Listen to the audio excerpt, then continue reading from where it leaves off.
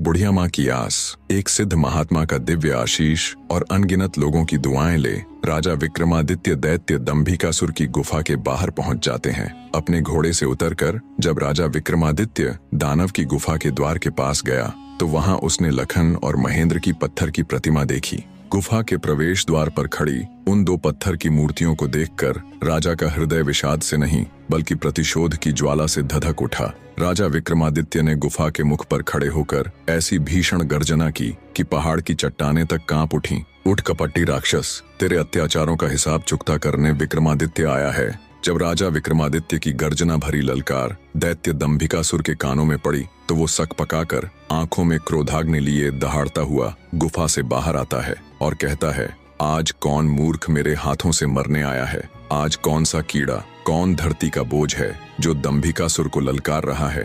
दैत्य दंभिकासुर को देख क्रोधित राजा विक्रमादित्य बोला, ओह, तो तू है वो मक्कारी दानव जो देवताओं के वरदान की आड़ में छिपकर लोगों को पत्थर का बनाने के लिए छल कपट से अपने ऊपर आक्रमण करने के लिए उन्हें उकसाता है। दुष्ट राक्षस, क्या मिला तुझे ऐसा करके? पर अब और नहीं, तेरे पाप का घड़ा भर चुका है, तेरा अंत अब ज्यादा दूर नहीं। राजा विक्रमादित्य की आत्मविश्वास भरी बातें सुन दंभिकासुर थोड़ा सक पकाया। राजा विक्रमादित्य बोले, पूछ पापी राक्षस, कौन से हैं तेरे वो 7 सवाल? मैं जवाब देने के लिए तैयार हूँ। राजा विक्रमादित्य की बात सुन दैत्य दंभिकासुर बोला, ओ, तो अब तू मेरे सवालों का जवाब देगा कीड़े?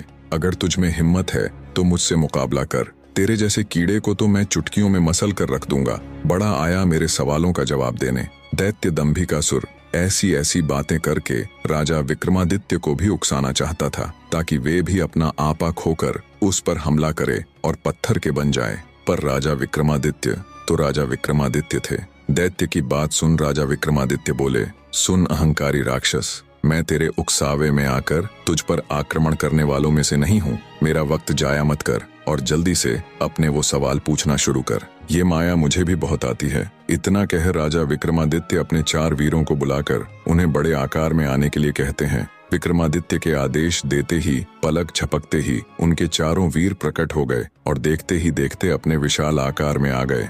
ये देख दैत्य दंभिकासुर ठिठक जाता है। जिंदगी में पहली बार उसे डर का एहसास हुआ। अगले ही पल राजा विक्रमादित्य चुटकी बजा अपने 4 वीरों को गायब कर देते हैं और दैत्य से कहते हैं, अगर मेरी ताकत और माया का छोटा सा नमूना देख लिया हो तो अब बिना वक्त बर्बाद किए अपने सवाल पूछने शुरू कर कपटी दानव। सब देख और सुन दानव विचार करता है कि अब तो कोई चारा नहीं, ये मेरे बहकावे में आने वाला नहीं है। वो अपनी गुत्थी सुनाना शुरू करता है। तो सुनो राजा, बने रहे।